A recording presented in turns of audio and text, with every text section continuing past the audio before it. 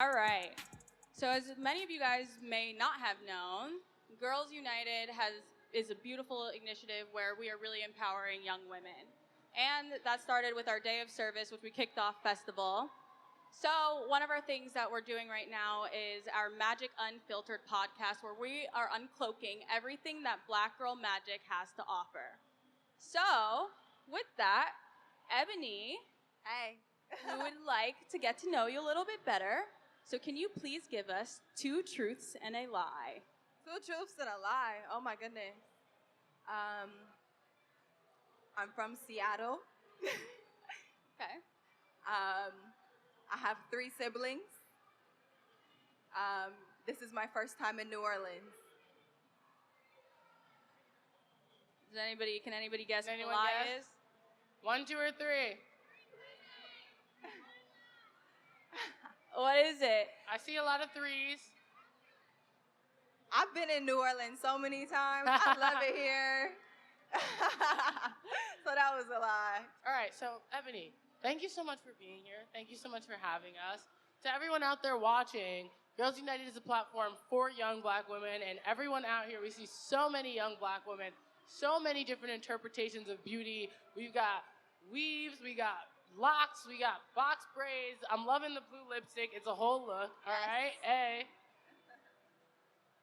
So we just really wanted to sit down and talk about what it means for us to exist in this world.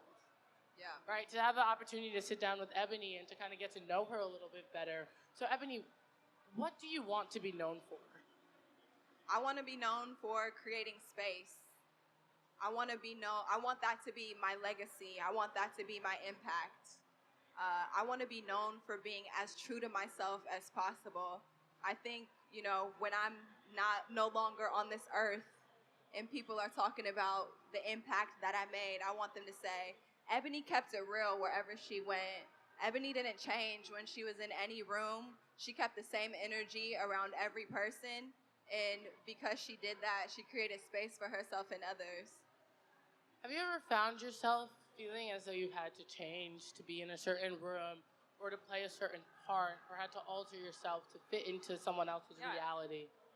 Absolutely. I have been modeling for 7 years now, and I think now we're starting to see the industry open up and accept a wider range of beauty and not have such rigid standards and ideals around beauty. But for a very long time, that was very narrow. It was very cookie cutter. And when it came to Black models, they wanted one particular type of model, or 2 rather. They wanted someone with Eurocentric features who kind of looked European but dipped in chocolate, or they wanted someone who was very, very dark, African-looking, tribal-looking. And those were sort of the 2 accepted standards of beauty within the modeling industry. Now we see so much more range and so much more diversity. But I think even beyond the modeling industry, because this is a social issue, this is a systemic issue. There's, colorism. There's so many things that tie into this. I felt like I wanted to change myself from the time I was a child, walking into the beauty supply store with my grandmother and pointing at a Just For Me box and being like, that's the girl that I want to look like, not feeling like my natural hair was good enough, or not feeling like who I am naturally is enough to feel beautiful and have self-esteem. So quickly take us through your whole modeling journey. So you grew up in Seattle, or you were born in Seattle. How did you get to modeling? What was that whole path like? Because as everybody knows, modeling is a very, very, very inclusive or exclusive thing. So Right. how did you take on that industry, and what are some gems that you can give to the audience for battling that? I wanted to model from the time I was really, really young. Like, I used to sit and watch America's Next Top Model and be like, oh my gosh, one day I'm going to be on this show. And I manifested it, because one day I was on this show. It's like 18. Don't look it up. That is so embarrassing. Put it out into the earth. Put it into the universe. Speak it into existence. Yeah, put it out into the world. But after that, I decided that I wanted to pursue modeling full time. And I went to college for a year in Seattle. After going to college for a year and seeing what that was like, I decided I wanted to drop out and move to New York City. Wow. So how did you... At 19. So how did you kind of come to this realization, like, okay, this is, like, take that step? Because I think for a lot of people, everybody has goals and they have dreams, But what really made you be like, okay, it's time to go after my dreams right now, right here, and I'm going to do it because I'm a black woman and I can do anything that I put my mind to? That definitely wasn't my mindset going into it. I really was coming from a very disempowered place, a place of really not appreciating my own beauty or the beauty of my culture. And I just, I had this very fairy tale idea of what it would be like once I became a model. And my idea of success has changed so much over the years because I thought success had everything to do with visibility and people knowing who you are and getting the covers of magazines. And that's not success to me anymore. Success is impact. Success is how many souls are you touching? How many lives are you saving? How many people are you setting free? Because we're still not free. Like this country has a real problem with putting people in cages. And those cages can be literal, physical cages, or they can be mental cages. And so it is my goal to continue to free people from both the physical and the mental. Absolutely. I think liberation as a whole is so key. Understanding how you can be liberated financially, liberated from your educational situation that you might feel like you're tied to. For instance, I graduated high school last year and I'm not in school right now. So how do you outstep those boundaries that were set for you, right? How do you liberate yourself in those spaces where they're not created for you, right? Right. Coming into a big event and wearing your Afro out, right? Yeah. Being able to just be you and be the most authentic version of yourself is really what freedom is. 100%. Freedom is about choice and, like you said, being the most authentic version of yourself. And there was definitely a time when I felt like a nice event or event where I'm on the stage and all that stuff, like I can't wear my Afro. But I can go to a formal event. I could shut down a red carpet with an Afro. Like, why is an Afro not as elegant as straight hair or any other type of hairstyle? To me, this is super elegant. Absolutely, absolutely. So did you receive any pushback with going natural? Because I know that was a huge thing, and I know we're not used to seeing that in the pages. We're not used to seeing that growing up. And, what have you experienced in the industry that made you, like, did you ever get discouraged? Was there any times when you're like, I don't know if I can do this? I definitely received pushback when I made the decision to go natural. I remember when I walked into my agency, I'm no longer with them. I'm with another one. They're amazing. But I walked into my agency at the time, and they basically said to me, your rolled out of bed hair isn't going to work. Sis, do you know how much energy goes into this Afro? Like, this ain't no rolled out of bed look. You know how much energy and effort goes into this? They also told me I would lose the clients that I had, and I depend on modeling for money. That's my source of income. That's my livelihood. So if I lose the clients that I'm working for, then how do I survive? How do I pay the bills? So basically, it was a threat to my survival. My authenticity was a threat to my survival. How crazy is that? Like, think about that statement. Being myself threatened my livelihood, but I decided that it was more important for me to be myself. And since then, so many doors have opened up for me. And that's what, I really want people to understand is when you are walking in your truth, you will get the opportunities that are meant for you. You're going to miss out on them if you're trying to be someone else. Absolutely. And I think that's one of the key things, kind of what we spoke about briefly about liberation and freedom, right? I think that's almost the perfect embodiment. Yeah. Your ability to go out and wear your Afro is freedom. Yeah. And their reaction to that was completely wrong. Right. But if you're liberated, then you could wear your Afro anywhere. You could stand up to anything. You can be anywhere and be your most authentic version of yourself. And sorry. No, go for it. Go for it. It's so much deeper than my Afro, too, because what started with hair ended up as a very, very deep spiritual journey. Mm-hmm. It started out as this very physical thing, this thing that you can see, it's tangible, but there's so much unseen work that had to be done, so much unpacking of beliefs that didn't belong to me, so much trauma passed down to me from my parents, so many beliefs that they had, and I had to be like, what do I believe about myself, and what do I believe about the world? Who am I outside of my parents' influence, outside of social influence, outside of TV, outside of the caricatures who have been created for Black people to fit into? Why am I a character in someone else's narrative? Absolutely. I think that's what we have to realize more than anything. It's like, if you're not picking up the pen every single day and writing your own story, someone's going to write it for you. when the stories aren't being told by us, they're very, very singular, and we're very, very one-dimensional in those stories. Like I said, it's characters. We're not human beings. The human part is being taken away, and you're being assigned characteristics and behaviors, that basically just feed stereotypes, And I think when we tell our stories, we're able to tell them with compassion, empathy, and nuance. And when you do that, whether you're telling a story about trauma or sadness or violence or whatever the case may be, you're still telling a human story. Yeah, and more than anything, nobody's doing a better job than you are doing right now. Oh, yeah. So I would love for you to tell everybody about your daughter's foundation and the comic book that you just released, because that is huge. Like, she created a comic book.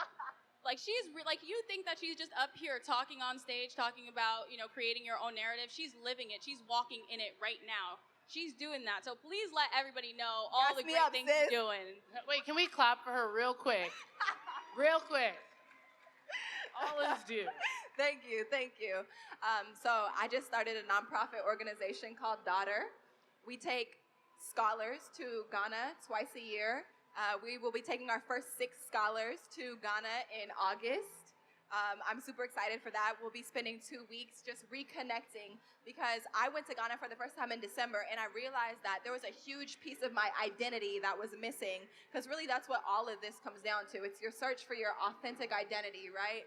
So I realized there was so much of me that I had no idea about, and it was really a life-changing experience, and I wanted to be able to pass that on, give that experience to other people. So we'll be taking our first 6 scholars to Ghana next month. I'm super excited. And then the comic book I just created, I did a 10-page comic. I wrote it. I worked with an illustrator. And basically, I just talked about some of the experiences that I had growing up, the environment I was growing up in, and how I was growing up in high school, my interactions with teachers, and how that affected me, how I felt about myself, my mental health. It got pretty dark, but in that darkness, in that dark place, I was able to find my true power. And that's what I wanted everyone to take away from that. I think we get into this darkness and we kind of take it on as our natural state of being without realizing that it's a portal. Like, that's taking you to the other side, the next stage of your evolution, the next stage of who you're supposed to become. So if you can make it through that and sit in that and just feel it, allow it to be, and then move through it. Because what I realized is there was a calling on my life, and there's a calling on all of our lives. Sorry, I'm gonna take you to church real quick. The reason I had to go through that darkness is because there was a calling on my life, and what God was asking from me was to step into the next version of who I was supposed to be, so that I could be sitting on this stage making an impact, hopefully helping some of y'all out. So all of us have the next stage. In order for me to do that, I had to do so much reprogramming, unlearning, making different choices, who I hung out with, where I was spending my time. That's why I had to sit in darkness. That's why I had to be by myself. That's why I had to go through that, because I had to get to the next stage. So don't ever be afraid to be in that dark place. That's not your natural state of being. That's a portal to get you to where you're going. That was amazing. Absolutely. Yeah. Girl, you got it. You're For sure. It's not just all about the physical, but it's all about what's up in here. And so much. You went through all of that so that you could give that advice to us. Exactly. You can give that advice to everybody listening, and making sure that we're not just making sure it exists within the confines of this room, but we're taking it outside of here. We're applying it to our everyday life. Ebonee, what is a magic moment? Like, as in where you believed in magic, or you believed anything was possible? I believe in magic every day. Today was magic. Like, New Orleans, oh my God. You know why I love it here? Because the magic is so palpable. It's like as soon as you touch down and get to the airport, you just feel it in the air. Yeah. I don't know what it is about this place, but it just gives me chills. Like, it just makes me feel like anything is possible. But truly, I believe in magic every day. I believe magic is not as mystic as people try to make it seem. Yep. I think it's about setting an intention and focusing your energy toward that intention, and then making your choices in alignment with that intention. Yep. Because when you're doing that, everything else is in support of you. The universe is in support of you. God is in support of you. But it really takes you focused and setting that intention, and then making the choices that align with that. Yeah, absolutely. All right. So, before we go, is there anybody that knows how to beatbox in the room? Come on, we Please know. don't we make have me someone. embarrass myself. No? You don't So, want to hear her beatbox, guys. Someone's before coming up. Ebonee leaves, she has to do a little freestyle for us. Oh yeah. So, last call, do we have any beatboxers here? Woo! Y'all don't want this. You Y'all can don't do want it. these bars? Come! Come on. Oh, we got a person. We got gonna one. We gonna get our beatbox on. Scrum jumpsuit. Do y'all really want All right. these bars? She's about to spit bars. Can you come Come up? up. Oh, goodness. All right. I feel like I should stand. We should just stand. No, yeah, I think we're. Let's get this, All right. bring it Ready? around. All right, we need everybody to hype her up, all right? Hype her up. We need to Wait, hype I her don't up even right know. now. So if you could stand up, Stand please up, stand come on. up, and like let's try to make this. Let's try to get her comfortable right here. Let's go, yeah. Essence Fest Beauty All right. Carnival. All right. Oh, my ready? goodness. Here we go.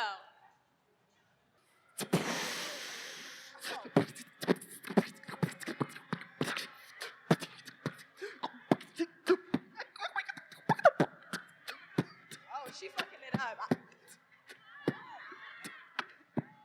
Okay. Let me catch the beat. Let me catch the beat. Let me catch the beat. Yeah. My name is Ebonee, and I'm at Essence Fest. I love it here, cause black people is the best. I'm from Hey. Seattle, so I'm repping that West. I am a hot girl, and I'ma say it with my chest. Hey, That was hey. All right, So good. everybody. Thank you. We are Girls United. Special Album thank coming you to our guest, Summer Ebonee. 2019. Ebonee Davis, Hot everybody. Girl Summer is commencing. Rap debut. Album coming soon.